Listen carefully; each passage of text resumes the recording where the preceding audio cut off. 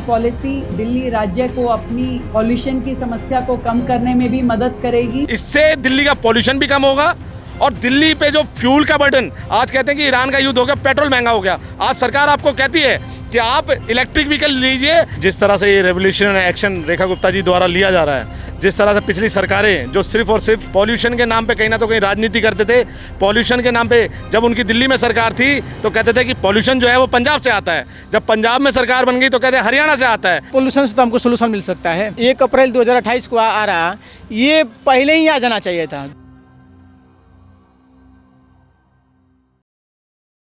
Delhi government अब एक EV policy लेके आ रही है, जिस पे हम आज जनता की राय लेंगे कि आखिर ईवी पॉलिसी पे आने वाले समय में दिल्ली में क्या फ़ायदा होगा। जो दिल्ली में हमेशा पॉल्यूशन की जो दिक्कत रहती थी, हमेशा पॉल्यूशन बढ़ा रहता था, उसको लेके जो ईवी लाने का प्लान कर रही है दिल्ली के रेखा गुप्ता गवर्नमेंट, उस पर जनता की क्या राय है वो हम बातचीत करेंगे।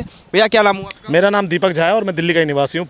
दीपक भाई, क्या लग रहा है जो दिल्ली गवर्नमेंट ईवी पॉलिसी लेके आई है, इस चीज़ को किस तरह से आप देख? मैं बहुत अच्छी इनिशिएटिव मानता हूँ कि जिस तरह से ये रेवोल्यूशन एक्शन रेखा गुप्ता जी द्वारा लिया जा रहा है, जिस तरह से पिछली सरकारें जो सिर्फ और सिर्फ एक वो जो कहते हैं ना फ्री का चूरन दिल्ली वालों को चटा के, और किस तरह से दिल्ली की जो है बस की व्यवस्था को चरमरा गया था, पॉल्यूशन के नाम पे कहीं ना तो कहीं राजनीति करते थे। पॉल्यूशन के नाम पे जब उनकी दिल्ली में सरकार थी तो कहते थे कि पॉल्यूशन जो है वो पंजाब से आता है, जब पंजाब में सरकार बन गई तो कहते हैं हरियाणा से आता है। तो दिल्ली ने देखा था कि दिल्ली ने जो कह रहा था अपने आप को मैं दिल्ली का बेटा हूँ, वो दिल्ली के लिए कहीं ना तो कहीं जो है ऐसा कलंक निकला जिसने दिल्ली को सिर्फ और सिर्फ घोटाले दिए। दिल्ली में रेखा गुप्ता की सरकार बनी, आज 14 महीने की सरकार बनी है, 26,000 से ज़्यादा बसें दिल्ली में चला दी हैं।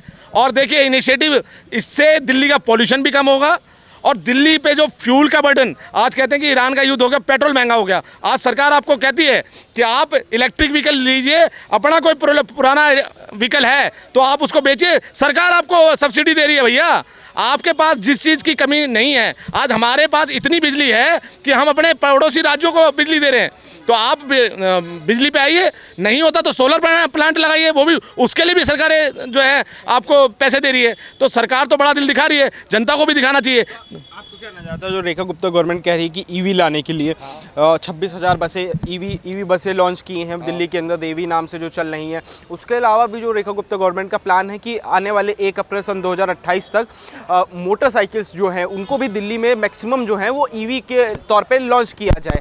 तो आपको क्या चीज़ें नज़र आती है, इससे क्या फ़ायदा होगा, दिल्ली की जनता का क्या फ़ायदा होगा और देश का क्या फ़ायदा? देखिए मुझे लगता है कि जो मोटरसाइकिल हैं, जो स्कूटीज़ हैं, मुझे लगता है ये अपने आप ही लोग बाग लेना छोड़ देंगे, क्योंकि जिस तरह से आज गली गली में बसें जा रही हैं, जो देवी बसें जो चल रही हैं ना, वो आप मानेंगे नहीं कि उन एरियो में भी जा रही है। पहले की जो बसें होती थी वो सिर्फ मेन रोड्स पे चलती थी, आज देवी बसें जो हैं बसें ये लोगों की गली गली तक जा रही हैं। और मुझे लगता है कि 5 साल जब पूरे होंगे ना तो लोगों के घर घर तक बसें जाएंगी। ये इतना बड़ा कदम जो है दिल्ली सरकार उठाएगी, सब्र रखिए। मुझे नहीं लगता कि देखिए आज दिल्ली में जिस तरह से जो फ्री के नाम पे महिलाओं को कितना अपमानित करते थे केजरीवाल, स्टैंडों पे बसें नहीं रुकती थी महिलाओं के लिए, आज उनकी पीड़ा देख के और दिल्ली की सरकार पे बर्डन ना पड़े, इसके लिए उनको पिंक पास दिया कि हमारी महिलाओं को इज्जत मिलनी चाहिए।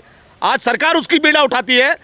आप मुझे बताइए कि केजरीवाल सरकार ने जो फ्री के नाम पे घोटाले किए, आप बताइए उसका रिकॉर्ड कौन रखता था? केजरीवाल कहते थे कि हम डीटीसी को एक टिकट फाड़ने पे हम डीटीसी को पे करेंगे 10 रुपये पर टिकट, 10 रुपये पे करेंगे। बताइए कि केजरीवाल की सरकार में डीटीसी को बिल्कुल ही घाटे में, गर्द में कर दिया। बताइए कितने पैसे दिए? आज डीटीसी से आपने जो है बोला कि हम आपको पर टिकट 10 रुपये देंगे, मगर आपने 1 रुपया नहीं दिया। डीटीसी को जर्जरी हालत में आपने करने का काम किया।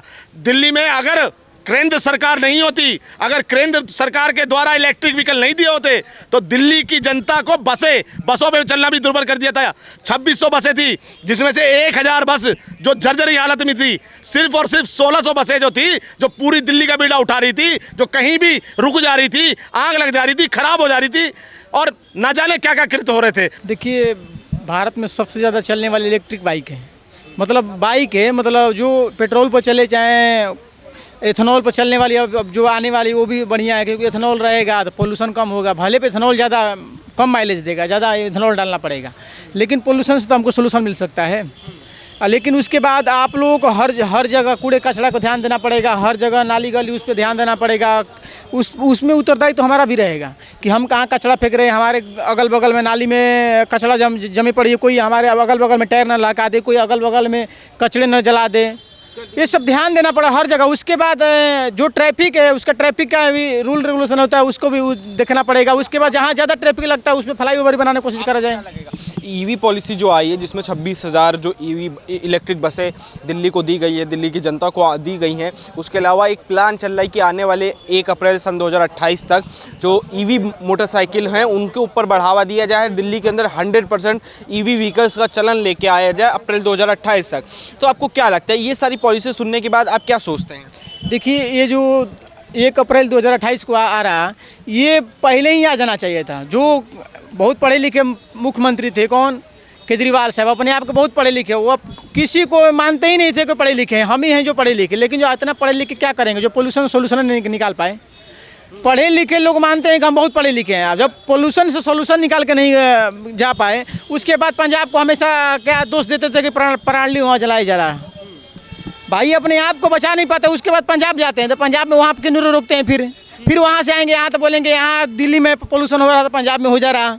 तो ये अपने आप को पढ़े लिखे मानते थे, तो जब पोल्यूशन सोल्यूशन नहीं निकाल पाते तो हम कैसे पढ़े लिखे मानेंगे। ये उनकी सरकार में आनी चाहिए था कि जो पोल्यूशन से कंट्रोल की जाए। उसके बाद जो अवैध घुसपैठिया बसें पड़े हैं, वो कभी टायर लगा दे रहे हैं, कभी पॉलिथीन लगा दे रहे हैं, तो कभी कुछ लगा दे रहे हैं, उनको भी यहाँ से समाप्त कर देना चाहिए। उसके बाद वहाँ पेड़ पौधे लगाना चाहिए। आपको 13-14 महीने की सरकार देखने के बाद दिल्ली गवर्नमेंट की कैसा लग रहा, कैसा काम चल रहा है दिल्ली गवर्नमेंट? देखिए, जितना अभी 13 से 14 महीने में उनके सुने हैं, बिल्कुल अद्भुत काम है, बेमिसाल। देखिए, एकदम रात को रोड बनता है। हम एक दिन 2 बजे रात को जा रहे थे, गाड़ी करके देख रहे थे कि वहाँ पे बैरियर लगा के रोड बन रहा है।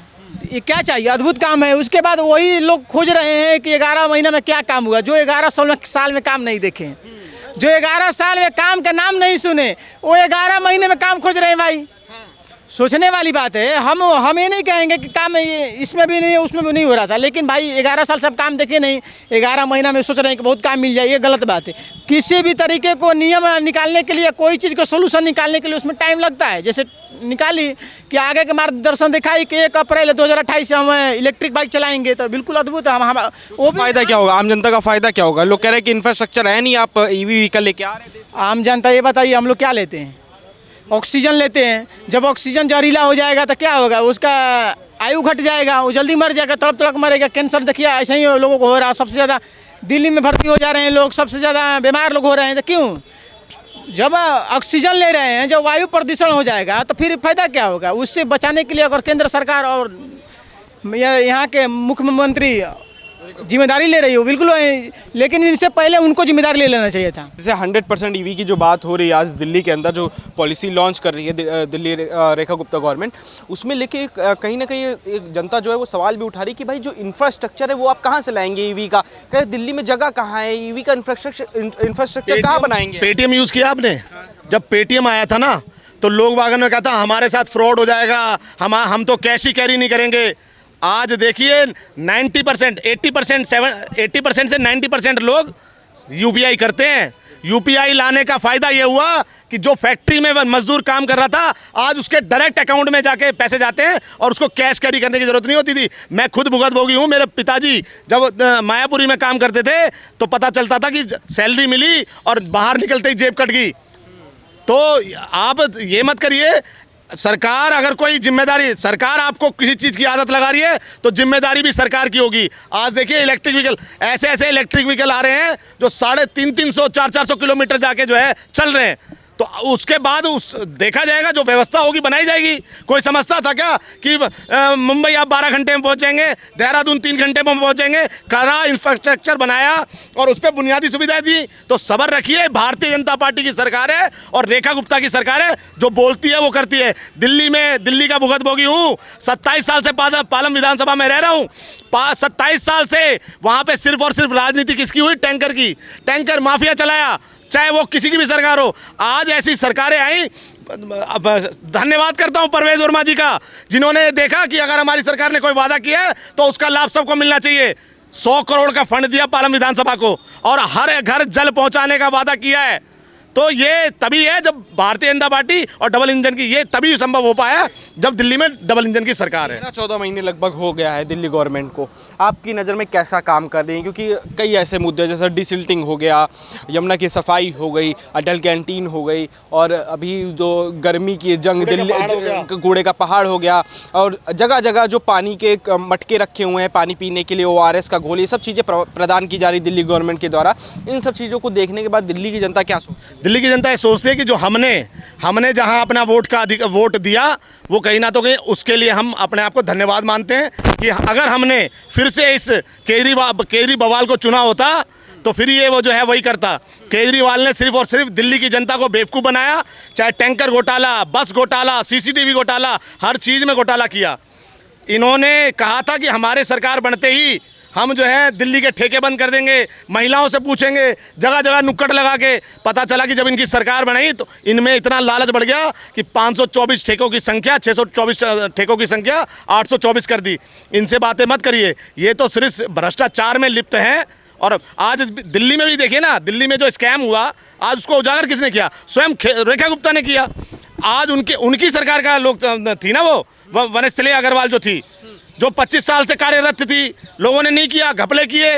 मैं तो रेखा गुप्ता से कहता हूं कि जिस तरह से ये स्कैम हुआ है, उनके 25 साल का चिट्ठा खोलना चाहिए और पता लगाना चाहिए। जो इस चीज़ में पकड़ा जाए, सबसे डबल या तिगुना उससे हर्जाना लेना चाहिए और उनसे भरपाई करनी चाहिए, बिल्डोज करना चाहिए उनके घर को। 14 महीने की सरकार देखने का आपको कैसा लग रहा है कि कैसा काम कर रही है दिल्ली गवर्नमेंट, और आने वाले समय में किस तरह का काम आप देखते हैं, क्या उम्मीद रखते हैं रेखा गुप्ता जी? आप भी पत्रकार हैं, आपने यमुना सफाई देखी है जाके।